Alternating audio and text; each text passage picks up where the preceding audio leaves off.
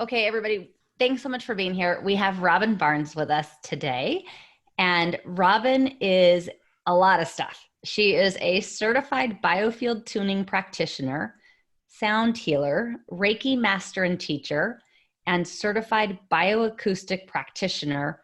She uses cutting-edge science as well as ancient techniques to initiate cellular level healing in the body. Robin works with her clients to determine the most effective healing approach to resolve health issues, including stress, anxiety, pain, and more. Wow. So that is a ton. Explain to us, Robin, like, how did you get started on this energy healing route? Yeah, that's a great question. Always a great question. I think the short answer is I think everybody comes to a healing modality trying to figure out their own stuff, trying to heal themselves, basically. And because I get asked this question so much, and sometimes that's not satisfactory for a lot of people. They want to know, well, how did you get there? And I have to say, honestly, it probably started when I was a kid. And when I was a little girl, my parents had this decorative thing on a little coffee table and had rocks in it. And I was just enamored of these rocks. I just loved rocks and would go to the little science center near our town, and I'd love to get crystals, little quartz crystals and mica. I loved mica. We could find that. I grew up in North Carolina, so we could find that around. And then fast forward to my early 20s, and I lived in Connecticut at the time, and I connected with a woman who was a psychic, and she became a friend of mine, and I really started in my 20s to collect serious crystals and more rocks and that kind of thing. And then I got married and had kids, and sort of all that fell by the wayside. And then my kids grew up and went away, and I was a single mom. And when they, all went off to college and everything, I was like, oh my gosh, what do I want to be when I grow up? Who am I again? And so I think the first thing that happened was I connected with some metaphysical things here in Nashville, and ended up collecting some rocks again. And then I remembered, oh my gosh, I have this rock collection from 30 years ago. I wonder where it is. And I went looking for it and found it. And that sort of propelled me again into really connecting with my inner sense of intuition. And I found Reiki at that point and started learning about energy. I had also found bioacoustic work, which is more about sound and taking a vocal print of the voice, and we can determine through our proprietary software what's going on in the body in terms of sound and frequency, and then we can deliver frequency to bring the body back to optimal form and function. And so between the Reiki and that, it was very physically oriented healing and health. And I really felt like there was a missing piece. So in my 20s, I had studied acting in New York City, and I had been a professional singer and performer. And through my acting work, I knew that emotional blockage was rampant in most people. And in order to be a good actress, I had to really figure out how to clear those emotional blockages. So that led me on my own journey. But what happened through all of that is that I understood the body physically, and I also understood how important emotional blockage was. So a lot of my Reiki peers were saying, oh, I'm using tuning forks in the body and on the body. And I was like, what do you mean? What? What are you doing with tuning forks? And how do you know what to do? And I'll just preface that with saying that my formal training, my college degree is in accounting. So boop, boop, boop, I'm an in the box kind of gal, it has to make sense to me. And so I went on a journey to try to understand tuning forks. And I found Eileen McKusick's work. She's out of Burlington, Vermont. And once I found her work, I'm working in the energy field of the body through that work. And that became my missing piece. And I was like, oh my gosh, now I feel like I am bringing value to people and can really help change their life and have it move forward. So that's the longer version of this short story. I love it though, because it seems as if, you know, all of these things on your path kind of dictate and lead you to this place where you're able to implement so many different things. Yeah, I think that's really important. And again, a lot of people say, you know, well, I want to do this or I want to do that. And my advice always is start wherever you are, because when I started, you know, 10 years ago, reconnecting with my rocks and my crystals, I could not have imagined that I would be here today doing what I'm doing. And I remember going to this person who had a sort of a sound-based class, because one of the things that was really important to me as I sort of said, you know, who do I want to be when I grow up, was sound. I had been a professional singer and sound was important. So I sort of gravitated along that path. But, you know, and people would say to me, my teachers would say, oh, you know, we're going to expect, you know, we think you're going to do big things, or, you know, you're going to do great. And I would be like, you know, I don't know. I don't even know where I'm going. I don't have any clue. But I think it's just trusting your gut, trusting your intuition, and go and explore that path and go and explore that path and just see where it leads you. Yeah. So talk a little bit about, where should we start? How do crystals affect the body? Let's start there at the beginning. Yeah, I think honestly, it's all about energy, and we are energy. That's basically what we are. We are a composite of positive and negative energy. So think about it. We're made of cells, right? Whether it's our blood, whether it's an organ, whether it's our bones, no matter what it is, it's composed of cells. Cells have a nucleus, they have electrons, they have protons, they have neutrons that swirl around it. What holds a cell together? It's electricity, it's electric current, it's magnetism. So while modern medicine and modern science would have us believe that we are just a chemical,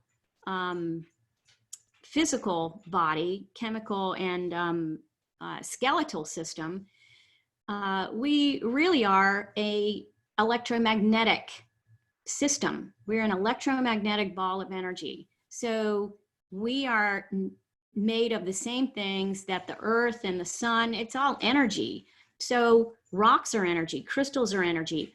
They just take a different form than we do, or we take a different form than they do. But it's all energy. We're all made of the same thing. So can you feel the energy of a rock or a crystal? Yeah, I think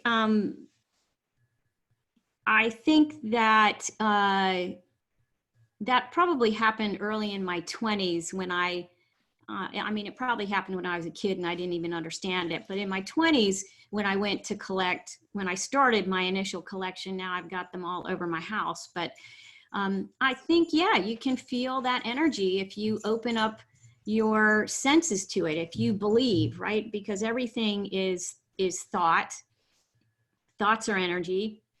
So if you open up yourself to believing that something has energy and that on some level you can connect with it, or just even relax and don't expect anything and just see what you start to notice and feel, then you will start to feel the energy in a rock. And, you know, there are a lot of people who feel more than I do with rocks and crystals, but I do sense the energy. And I think there are some crystals that I gravitate towards, that I, you know, hold on to or stick in my pockets for, you know, days and days and days on end, or months on end. And then I release that, and I'm good for a while, and then I might go pick up a different one.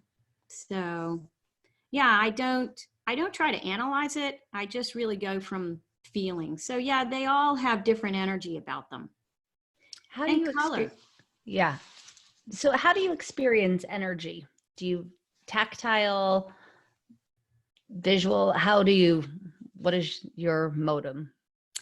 Yeah, I think for me, it's tactile, and it's definitely clairsentience. I feel it. I don't see auras, so there are a lot of people who will see the aura around the body or see colors. I've been trying to do that for 30 years. It's not coming to me. It's not one of my gifts, but I do feel the energy. And especially Reiki is really where that started to get developed for me. So I remember going to my first Reiki class, and down here in Nashville, excuse me, these two women were holding these Reiki chairs.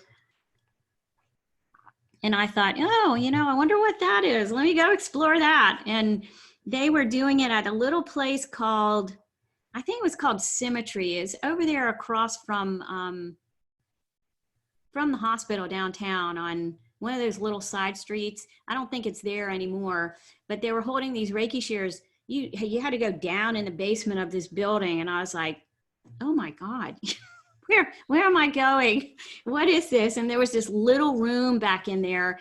And honestly, it wasn't any bigger than my kitchen, which is not very big. And it was lined with chairs all the way around. And so once you kind of got in there, you couldn't like say, yeah, no, I'm backing out. So you couldn't really do that. So I was stuck. And I remember the first time I went, I was just like sitting against the wall thinking, I'm not getting up. I don't know what these people are doing, but I don't know. I'm just sitting here. So I sat there the whole first class, and something compelled me to go back, and I went back, and I went back, and I went back. And finally I started to feel, this energy in my hands, working on somebody. And I thought my immediate thought was, if I can learn to do this, Miss Accountant in the box, if I can figure out how to do that, then anybody can figure out how to do that. And I want to teach people how to do that. That's amazing. Now talk a little bit, if someone's not familiar with Reiki, what would you say Reiki is? So Reiki is intentionally drawing in from the universe. I know that's a big word, but because everything is energy, everything really exists outside of your body. You are just, again, a different form of it. So Reiki is really the intentional channeling, drawing in of universal healing energy, which is available to anybody. So for example, if you hit your elbow on something, you hit your funny bone, it's not all that funny. But what's the first thing you do? You grab it, right? Oh my gosh, that really hurt. Or you watch a little kid who scraped their knee. What's the first thing they do? They grab it. So I truly believe that drawing in or having access to this healing ability that can come through your hands is innate. I believe it's part of our natural DNA as human beings. And I just believe that a lot of us have been disconnected from that, or don't understand the connection and know that we can do that. So Reiki is not magic. It's a learned skill, just like learning how to play the piano or an instrument or anything else. I believe anybody can learn how to do it and draw that energy in. So I draw it in, basically I envision it coming in through my crown, through my crown chakra at the top of my head. And I envision it coming in through my arms, and it really comes through your hands. And you can either hover your hands above the person you're working on, or you can place your hands on the person that you're working on. and intentionally decide that that healing energy is going into the person that you're working on and going wherever it needs to go in the body for healing. That's sort of the simple aspect of Reiki. And healing energy is healing energy. Reiki is just one kind of healing energy. There are many different forms of bringing universal healing energy in. There's reconnective healing. There's qigong. There's, acupressure, acupuncture. It's all dealing with energy and those energy systems in the body. So it's like radio waves, right?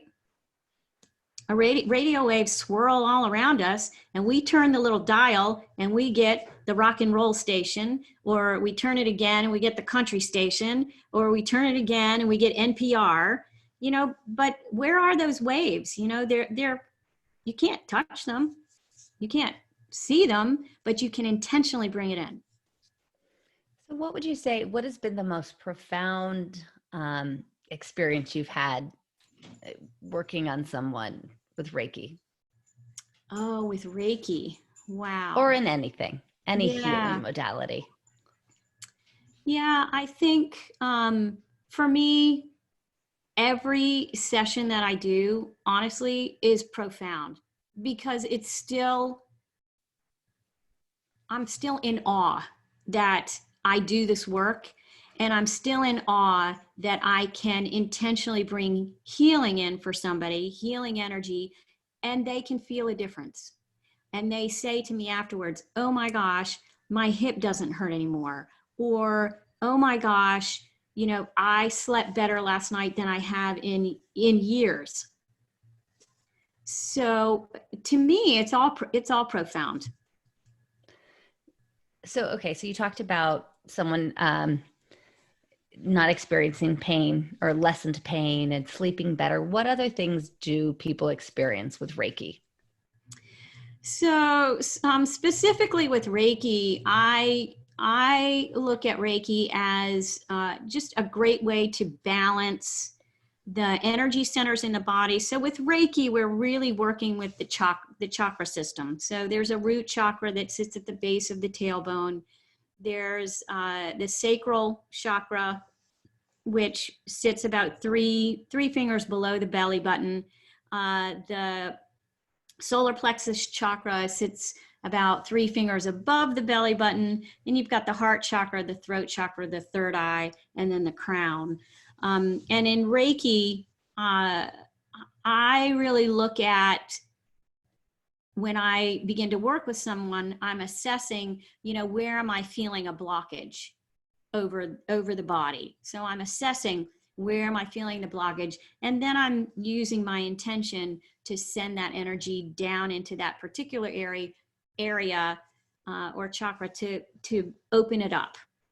And that's basically what acupuncture does. Acupressure, same thing. They're just dealing with little needles in acupuncture to open up the flow of that energy meridian. And I'm just doing it on a less detailed or specific scale, I guess I would say, with Reiki. Mm-hmm. It's, I think I've told you, my husband had cancer, and part of his treatment that we used was Reiki.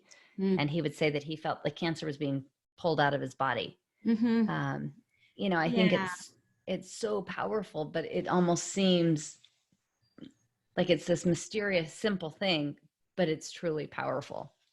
It is powerful. I think what's crucially important about any healing modality is that your intention as the receiver is as important as the person doing the healing, giving the energy. Because I will tell you that I don't heal anything. It's not me. It's me channeling that healing energy in. But if you're not receptive to it, I could sit and do Reiki on you for 10 hours and it's, it won't do you any good if you don't believe that it's going to. Right. So it goes back to the power of the mind. Mm-hmm. Absolutely. So tell me, talk a little bit about what you do with the sound frequency and the tuning. For the biofield tuning? Yeah. Yeah. So the biofield tuning is the most profound and transformative modality that I do. And I really am working in the energy field of the body. So although we have this physical body that we can all feel and touch, that's just the form that those cells are taking. But our energy really extends to infinity. In the biofield tuning work that I do, we do put sort of an energy boundary, if you will, around ourselves. So we say that our energy field extends about, sorry, it's my dog. We say the energy field extends about 5 to 6 feet off of the body. So I am really working in that space that extends 5 to 6 feet. It's really all around the body. So it's not flat. It goes all around the body. And in that energy field, the biofield is what we call it. It's like a hard drive. It's a hard drive for everything that's ever happened to you in your whole life. So as I start about 5 to 6 feet off the body, that's what we call birth and gestation. And then based on your age, as I'm coming in, and I use tuning forks. So here's a tuning fork that I use. I use tuning forks to basically find those pieces in the energy field, in your hard drive, that are, that could be trauma, could be emotional stress, could be anything. But as I'm coming in, I also know approximately what age I'm hitting based on your timeline and your age. So as a living organism, anytime we become stressed, any physical organism will emit what is called a stressor frequency. It's measurable by science, and it's called a biophoton. And you can Google that and look that up. So these biophotons, when they get stuck out in the energy field, and how do they get stuck? Well, the natural flow of an emotion is it rises, it crests, and then it resolves. Right? So you're not angry forever. You don't cry forever when something happens. You're not joyful forever when something happens, but it rises, it crests, and then it resolves. But if it rises and it crests and it's not allowed to resolve, and so somebody says to you, stop crying or I'll give you something to cry about. Excuse me, I already have something to cry about. But anyway, it gets stuck out there. And you're not allowed to resolve that tension, or you get angry, and especially for girls, you're not allowed to get angry. It's not a pretty emotion. I remember hearing, "Ooh, you make that face, it's going to freeze like that." And so, what do you think as a little kid when you hear that? So you cut that off. And for boys, it's all about, big boys don't cry. As if boys or men are, don't get sad and only girls do. Or so anyway, these emotions, when they don't resolve, they get stuck out here. The energetic charge of that gets stuck out in the biofield. And that's what I find when I'm coming in with the tuning fork. I hear it, and I can feel the resistance of it. I might not know what it is, but hopefully I can clear it. And if I can't clear it, then I might have to resort to saying, well, I'm at about 5 years old in your timeline. Does this bring, do you remember anything from that time? Or what are you sensing? Or how are you feeling? And they'll invariably say, oh my gosh, that's when my parents got divorced, or that's when my dog died, or that's when, whatever it is. So you can, when you're going through the body, you can actually feel and hear. Yeah, it's amazing. So again, our energy field out here is like a big hard drive, and it's a hard drive and records everything that's ever happened to us in our whole lives. Wow, that's so fast. Yeah, so the energetic charge of whatever is stuck out there, it's out here, and it's like a bad note. And so the tuning fork finds that bad note, and it basically auto tunes it. It gives it the opportunity to vibrate at a more coherent sound, which is the sound of the tuning fork, instead of the dissonance and the chaos that it's stuck out here vibrating at. So, and it's really your energy. It's our own energy. So we'll go back again to that idea of us being energy. So our chakra system, that's the central core of our energetic system. And so as we emit these stressor biophotons, that's really our energy that gets leaked out into our field, and it gets stuck out there. And so the premise behind biofield tuning is that we're finding this stuck energy that's out here, and we're bringing it back to the body, and we're reintegrating it into this central battery. So we're like a battery. We draw negatively charged energy up from the earth, and we draw positively charged energy down from the sun. And it's the intertwining of these two, the negative energy coming up and the positively charged energy coming down, that create our biofield. And as we stress out that energy, we get weak, and we get fatigued, and we get tired. And that's when we don't have a strong enough central core.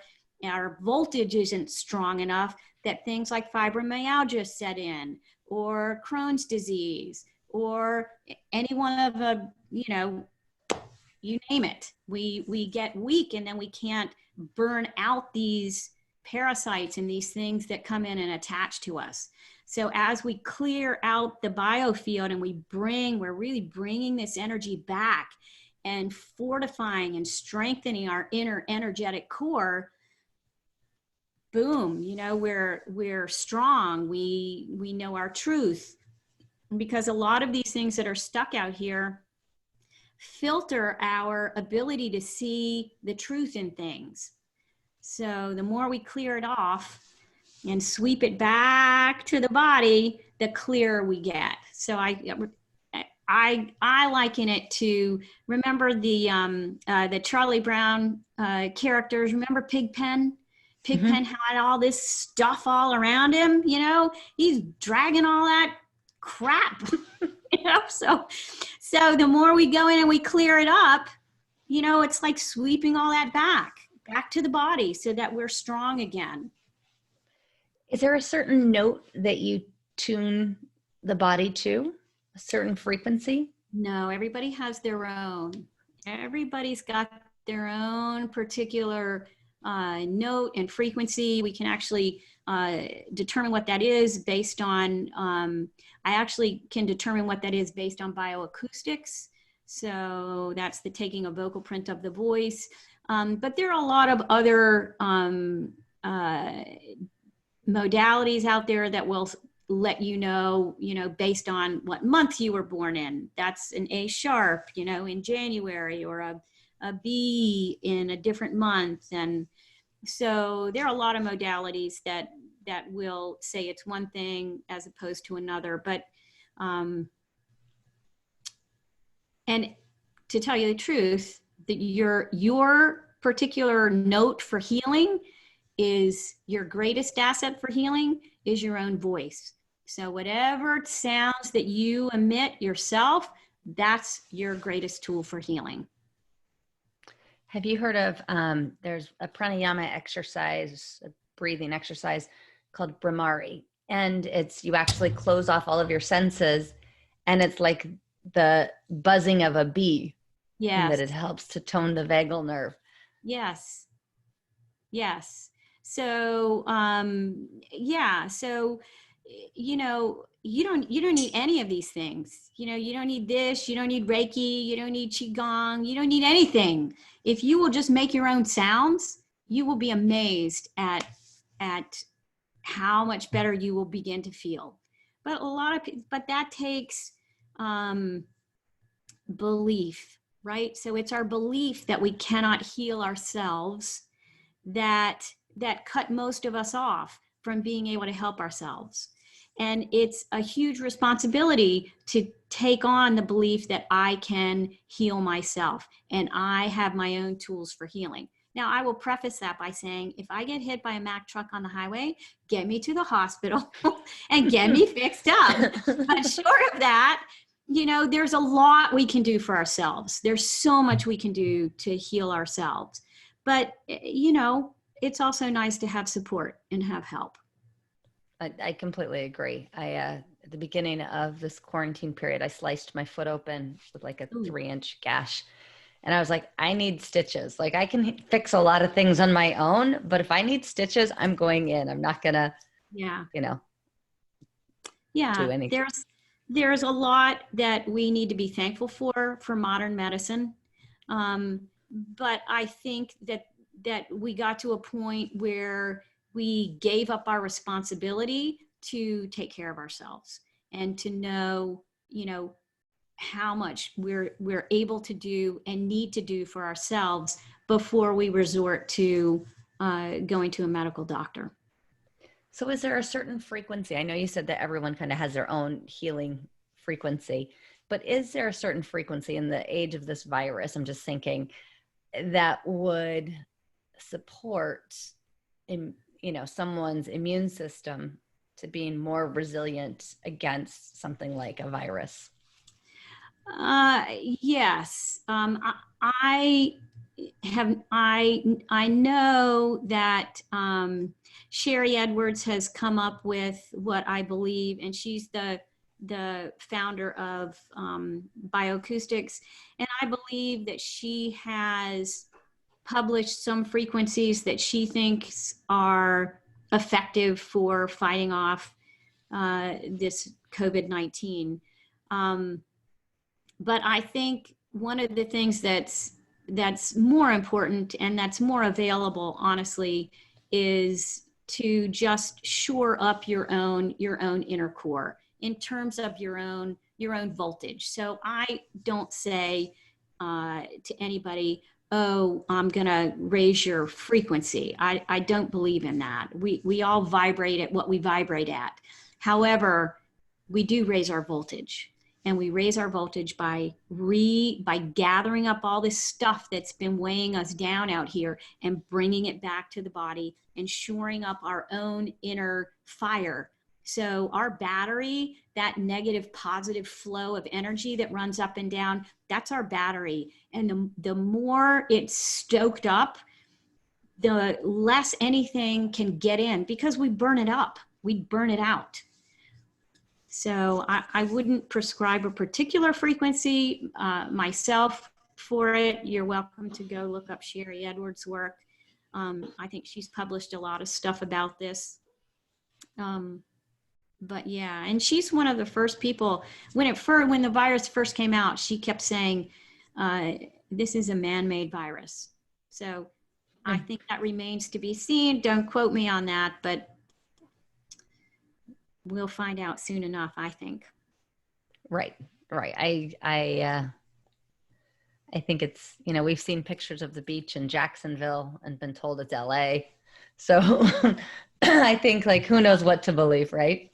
Oh my, yes. And honestly, I think from a political standpoint, that's a whole other ball game that they don't want us to know right now. But right. That's all I'm going to say for my conspiracy theories for today. Yes, I know, right? We all have, what do we believe? And then we're forced to come into our own beliefs. I think regardless of what it is, it brings us back to the tools that we have that we can ensure our own health and wellness. And what can we do in a time where people feel kind of helpless? They're told they can't go outside. They're told they can't work, whatever it might be, to really bring the attention and the focus back to what we can do. How can we empower ourselves? Now, I know you said you were going to do a little biofield tuning for us. I am. So one of the first things that I do when someone comes to me at the beginning of the session is I ground the Earth Star and the Sun Star. So I mentioned that we work with the main chakra system, those 7 energy centers in the body. We also work with energy centers at the knees and at the feet. And we work with another one that rests below the feet, we call the Earth Star, and one above the head called the Sun Star. And so the first thing I do in a session is I ground the person on the table to their Earth Star and their Sun Star so that we're connected above and below, because our connection to the earth is crucial. It is where we draw up that negative energy, that negatively charged energy that we need from the surface of the earth, and we draw down the positively charged energy that we need from the sun. So that's the first thing I do with every client that comes in. So that's what I'm going to do today, and just hope that that everybody feels maybe a little more connected afterwards. And I think that anytime you can connect to the earth, even during this COVID virus, making sound and connecting to the earth, whether you're walking around in your house barefoot or you have the opportunity to go stand outside in the grass and connect to the earth that way, without shoes on. It's the rubber-soled shoes are what are doing a huge amount of damage to us, because we're an electromagnetic being, right? Rubber is an insulator. Electricity doesn't flow through rubber. It just bounces back up and down in our body. So the best thing you can do is take off those shoes, unless they're leather soled, and get your feet on the ground. So I'm going to ground everybody through the Earth Star, and then I'm going to connect everybody's Sun Star. Awesome. And then we can ask some questions after. Absolutely. Or share experiences. Yes. And I'm going to start with my my bigger fork. I might change to the smaller fork if I need to. You can let me know if this sounds a little bit too piercing. If it does, I'll switch to the other fork. So right now I'm just looking for the Earth Star. So sometimes the Earth Star, we like it to sit about 8 to 10 inches below the feet. But oftentimes we will find it, especially now, we will find it tucked up around the ankles. So what I've done is I've just brought everybody's hologram, everybody's energy field to this space right in front of me.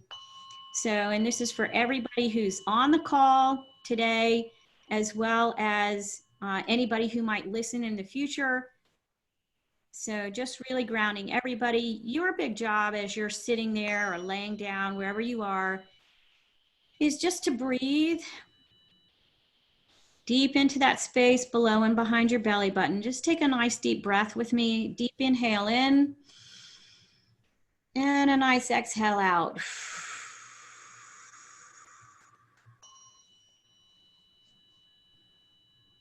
And you can take a couple of more breaths just like that. Another deep inhale in.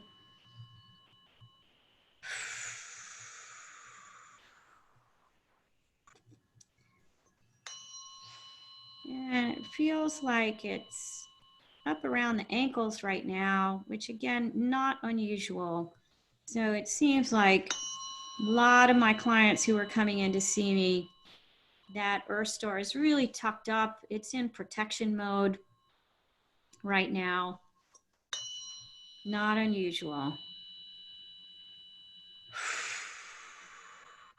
There we go, starting to move a little bit. And again, we like it to sit about 8 to 10 inches or so below the feet. And as I'm drawing this down, you might sense this as a gentle, energetic tug in your body. You might sense it as some tingling in your legs or your feet. Or you might not sense anything, and that's okay too. There's no right or wrong here.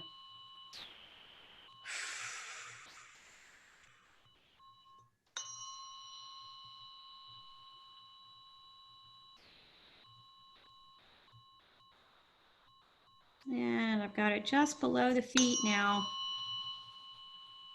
So just working to draw it down some more, put it in, get it into its home base where we like to see it.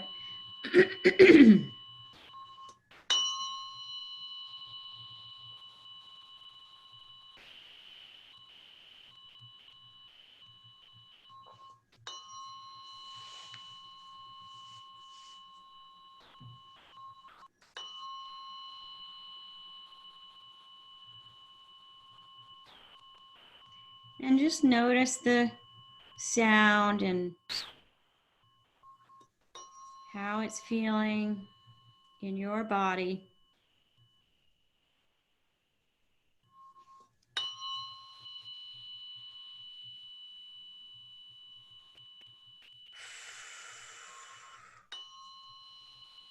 Yeah, hearing a little bit of anxiety in here. And the fork is shaking just a little bit. So it's not unusual for there to be some anxiety and a little bit of fear. What's coming up next? What am I supposed to do next? And really trusting that the earth is there to support you and hold you up.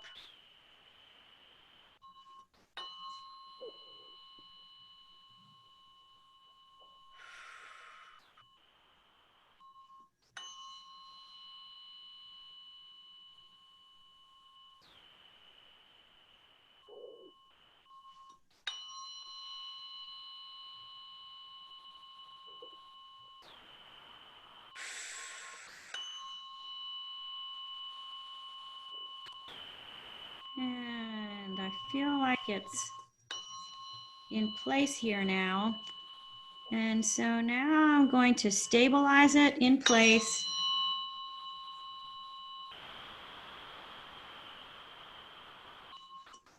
In its new location, its new home.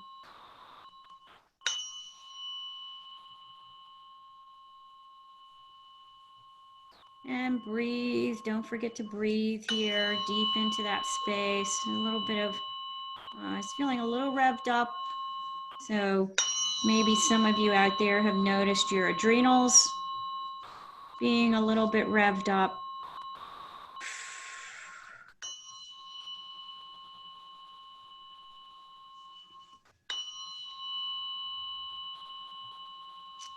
So just sending the intention to move right up through the root chakra. I feel like it's just a little bit stuck there. Again, not unusual. So our root chakra is all about safety. It's about home. It's about family. It's about being connected. It's about your tribe. So lots of us are struggling with various aspects of that security. Okay, so moving right up through the root chakra now, right up through that central energy channel in the body. And this vibration exits right out the top of the head. It's like a big whale spout. And it comes cascading back down all around the body, forming that outer boundary that we talked about, that I talked about earlier. And it comes back and connects with the Earth Star again, drawing up more of that beautiful negatively charged energy that we need.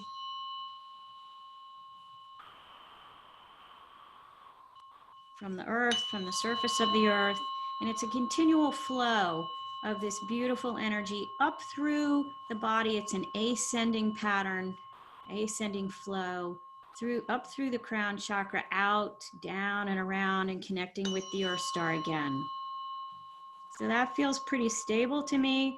So now I'm going to intentionally send a connection from the Earth Star right down deep, deep, deep into the earth. And you can do the same thing. Just imagine this connection going as deeply into the earth as you can envision it going. Really anchoring us to the earth, knowing it's there. It holds us up. It gives us everything we need.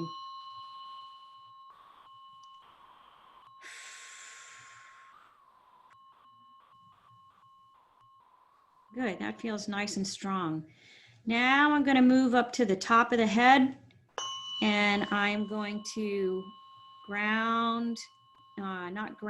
connect to the sun, our sun star. And the sun star rests above the head about the same distance as the Earth star does below the feet. So about 8 to 12 inches or so above the head is where we like to see it. Oftentimes we'll find it tucked right up close to the head. And feeling a little foggy, a little muffled sounding. So that tends to be a little bit of overwhelm right now. You know, people trying to figure out, you know, what to do next. Lots of thoughts running around in the head. So just giving it some sound, allowing that to clear. There it goes.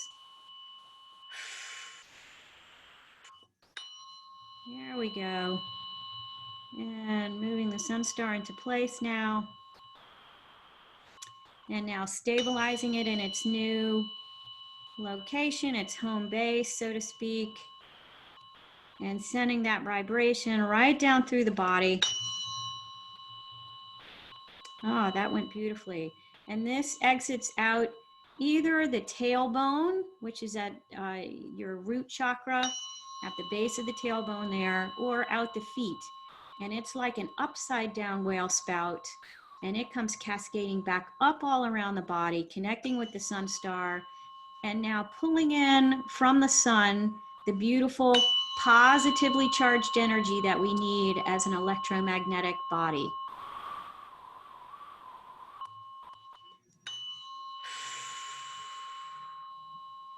And now beautifully bringing in that energy from the sun and sending it straight down, right down through to the Earth star, connecting with that Earth star.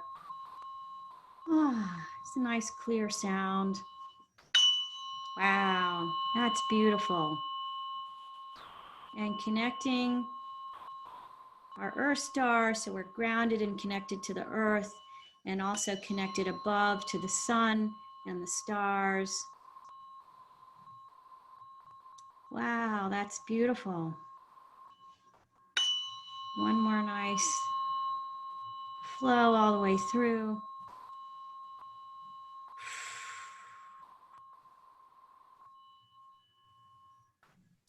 All right. And just take a nice deep breath, feeling this nice centeredness and connectedness. Envision that beautiful connection from your feet right down through the Earth star into the ground, and from the crown chakra up to the sun star, connecting to the sun. And these energies swirl around each other. They spiral around each other through that central energy channel, through that chakra system in the body. And again, that is what creates your biofield, your aura, your energy field. So take a nice deep breath in.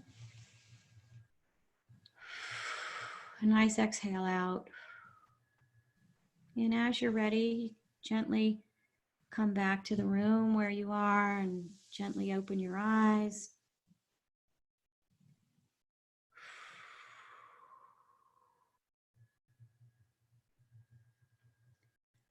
So I encourage you all to, number one, drink plenty of water.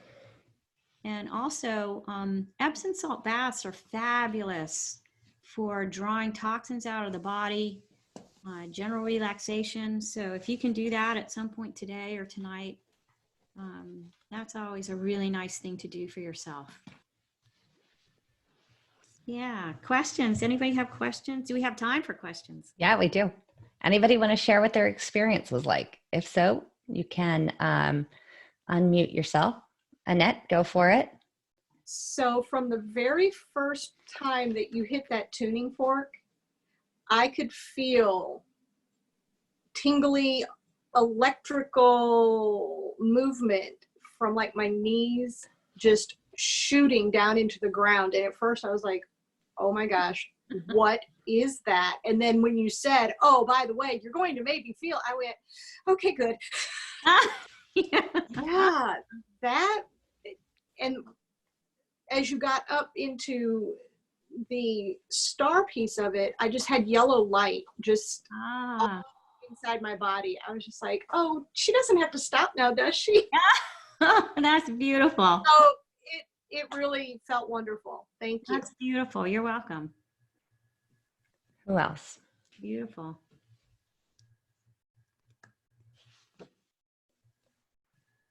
If you want to share, you can just unmute yourselves and feel free.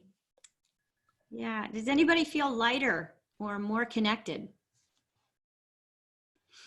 Yeah. I feel a sense of just like my head.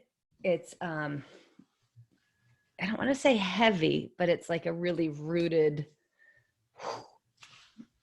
Yeah. sense. I've had lots of clients who have come in and not been sleeping well, or just have a lot of pressure in their heads, just from, trying to get a handle on everything, trying to figure out logically, what's going on, what do I have to do next, and this really tends to relieve a lot of that pressure.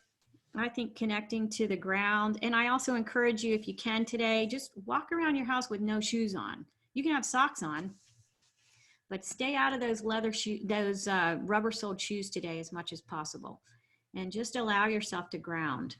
So yeah, and I have lots of different forks that I use. We have sort of a core group of forks, and they all do something different. The one I use today, this one is my 174. We call this the workhorse, and it's got the biggest range for us. But then there's this other one, this 417, which I just love. It's got this beautiful sound to it.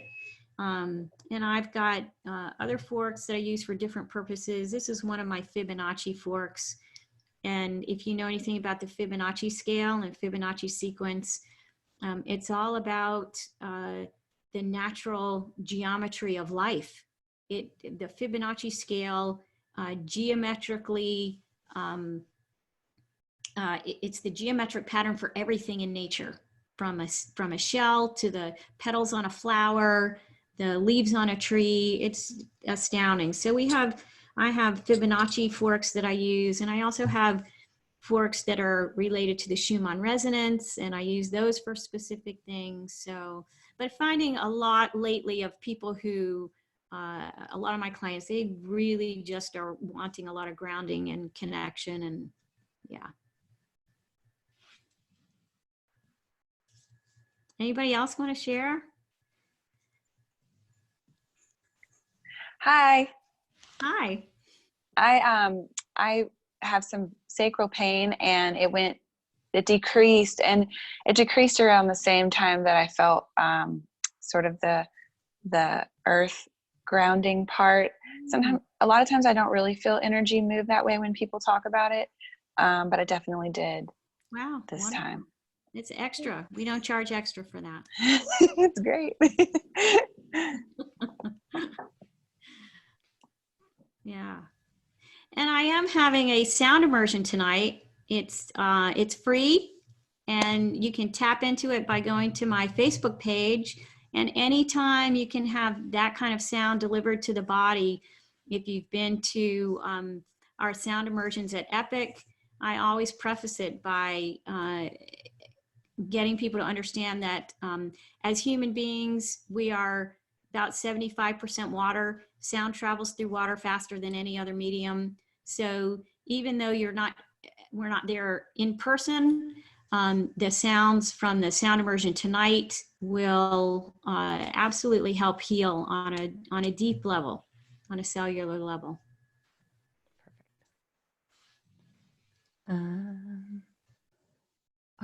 Here's a question for you. Are there any types of frequencies of sound we should listen to when anxious or not grounding, like self-tuning? That's a great question. I think that is a personal thing. So if I were to say to you, yeah, go listen to anything in A sharp, well, A sharp might not resonate with you. So I would if you have, like I have chimes, they're all in the other room there. But sometimes I'll just come and I'll just, ding my chimes. They're like outside chimes, but they're inside in my house. So I'll just play these chimes, but these are chimes that I picked out based on what I like to hear. So if you were to go pick out chimes, you might choose a different configuration of sounds, of tones. So unfortunately, I can't suggest one particular tone. I would say, pick out a piece of music that you like to hear, and whatever that piece of music is, whatever key that's in, and whatever the notes are that are in that song, that's what you need at that moment. So just trusting whatever feels good. Yeah, really. I mean, and the biggest thing, Eileen McKusick, who's the founder of Biofield Tuning, says the biggest thing that we deal with and that we treat is emotional constipation. And emotional constipation has to do with cutting off your feelings, right? So it's hard for lots of us to say, well, I don't know what I feel. I don't know. I have no idea. Well, start there and say, I don't know what to do, but that kind of sounds good to me. So I guess I'll listen to that. So start there. If you don't know where to start there. Start with, I don't know where to start. I love it. And that will lead you in the next, it'll either bring up the next question that you need to answer for yourself, or it will lead you in the right direction for the next thing that you need to do. So here's another question for you. What type of sounds can we make to heal ourselves that you can recommend? Chanting, humming, breathing? Yes. Yes. Yeah. So earlier I mentioned that your greatest asset for healing is your own voice, right? And so sometimes we want to cry. Sometimes we want to laugh. Sometimes we want to shake our fists and scream. So yeah, whatever that is that's coming up. I mean, one of the things for myself personally that I had to come to understand through all of this COVID stuff and my practice, which was mostly in person, I work out of my home, people come here. I had to completely switch to remote. So I was like, okay, so that sort of happened, but I was in this sort of idea that things were going to get better, like, in a few weeks. And then that didn't happen. So I had to sort of come out of my stupor, my blinders that I had on, that everything was going to be okay, and realize that maybe not so much everything was going to be okay. And then I had to realize that maybe I wasn't really okay with it not being okay. So I had to come to recognize for myself that even though I'm the healer, right? I'm the light worker, whatever you want to call it, that I also needed to give myself permission to crash and be able to just fall on the floor and puddle. And there are days when I wake up and I'm great, and maybe 3 hours later, I'm not so great. What I'm good at this point is allowing that feeling when I'm feeling anxious or not so good, allowing that to come out. I'm not afraid of it anymore, and allowing myself to puddle and to express that. And as soon as I do, I pick myself up, I dust myself off, and I go, okay, what's next? What can I do now? So the answer is allow yourself to feel what you're feeling, because the more you try to hide it and run from it, that's not helping, because it's still there. Mm-hmm. It's just you managed to just push it down. Denial, exactly. You managed to squash it for the time being, but it doesn't mean that it went away. Right. So Robin, quick question is, what do you do to keep yourself grounded?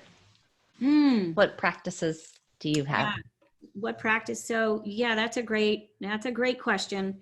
For a long time, I didn't really have a practice.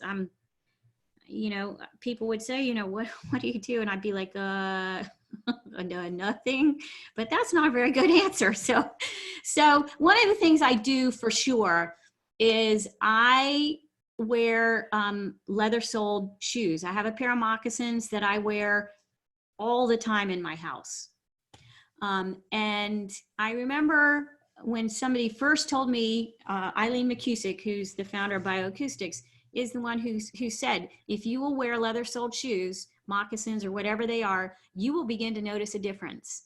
And I thought, oh my gosh, I don't know about that. I've been wearing clogs forever, or sneakers, but I thought, well, I probably should go and get a pair of moccasins. So I did, and they're totally leather soled, and I wear them all the time now. And I will tell you that after doing that for as long as I've been doing it, a few months now, I notice a difference. And when I don't wear those shoes, I can't go out in those shoes, so I put my regular shoes on. But when I'm home, I now subconsciously, the first thing I do is put on those leather-soled moccasins as soon as I come in the door. It makes a difference. Grounding makes a difference. You've got to ground, and you've got to get out of those rubber-soled shoes. The other thing that I do is I am keenly aware of when I'm feeling off. So if I wake up in the morning and I wake up on the wrong side of the bed, I'm like, ugh, something's off, but I have to get up and I have to start my day and I have to do this. And I just allow that to keep coming up until all of a sudden, boom, out it comes. And I'll either, have to say to myself, sometimes I can even say, I'm feeling really angry this morning. I don't know why. And at this point, I don't have to know why. I just have to know that it's there and it wants to be expressed. And that probably is the one thing that I do routinely that makes a huge difference for me in my own personal health and connection, is that I allow that to come out. And if I'm feeling sad or if I'm feeling anxious, I can at least say to myself, I'm feeling really anxious. I'm feeling like yuck. And it might take half the day for that to finally bubble up and come out. And when it does, I'll be like, well, damn, it took a half a day, but at least it came out, So, but I don't wake up in the morning and tone. I don't have any kind of routine like that per se, other than tools that you use when you need them. Mm-hmm. That's what it sounds like. Yeah. Awesome. Well, this was amazing. I am so grateful that you were willing to spend some time with our community and come share your gifts and chat. How can people keep in touch with you? Yeah, so probably the best way, there's a few ways. So I have a fabulous website that's got great information on it, and it is rbhealing.com. R as in Robin, B as in Barnes, rbhealing.com. I think that's it. I'll check it. Good grief. That'd be embarrassing if I didn't know my own website, wouldn't it? I found you on biofieldtuningtn.com. It's rbsoundhealing.com. Okay. Yes. Which makes a whole lot more sense since that's what I do. rbsoundhealing.com. There you go. The other way is you can find me on Facebook. My Facebook page is at Sounds for the Soul, the at symbol, and it's all lowercase. There's another Sounds for the Soul, but mine is all lowercase, at symbol, soundsforthesoul.com. I'm also on Instagram, same handle, at Sounds for the Soul. So those are probably the best ways. And you can always email me at robinbarnes2. That's the number 2 at the end of it, robinbarnes2@gmail.com. But you can certainly connect with me through my website as well, and book sessions there with me and all kinds of good stuff. Okay. And one day we'll be back at Epic doing live in-person sound immersions with my performance partner, Masood, who's phenomenal. Yes. Well, I can't wait for that. And we will look forward to that. But until then, if people want to get tuned up, we'll have them reach out to you. Yeah, and join me tonight. So the tonight's sound immersion, you can find the link. It's a Facebook Live event, and you can find it at my Facebook page, Sounds for the Soul, and it's free. If you want to give a donation, we'd happily accept virtual tips, and all the information is there. But basically, it's a way for Masood and I to give back and to help people while we're all sort of isolated. Yeah. I love that. We'll make sure that that link gets posted in our group too, so that people can catch it. Awesome. For tonight. All right. Thank you all so much. Thank you, Robin. Thank you. Is a pleasure. And have a great rest of your day, y'all.